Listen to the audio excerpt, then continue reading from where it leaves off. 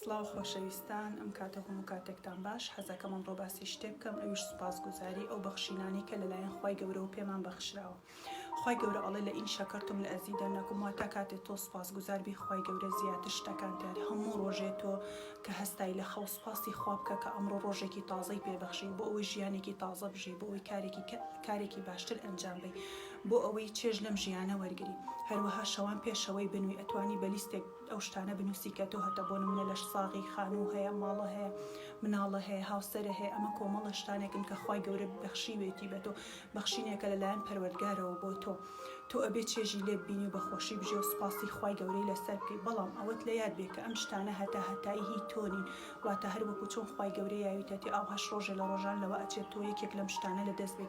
بۆیە هەمیشە سوپاسگوزار بە و خۆت وابەستە مەکە بەو شتانەوە. بۆ نمونە زۆر جار ئەبیستم لە دایکان ئەڵێن ئەگەر مناڵەکەمان شتێکی لێبێ من ئەمرم، یاخود ژیانی من ئەو کەسەیە. نەخێر ئەزیزم، ژیانی تۆ ئەو کەسە نییە.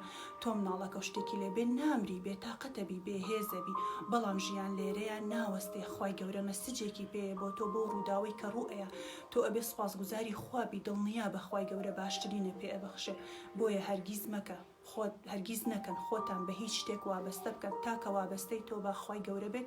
تەنها وابەستە بە خوای گەورە و خوای گەورە سەرچاوی هەموو دڵخۆشیەک و هەموو نەعمەتەکانی تۆ بێت، نەکەی خۆ وابەستەکەی بە شتە دنیایەکانی ئەم سەرزەمینە.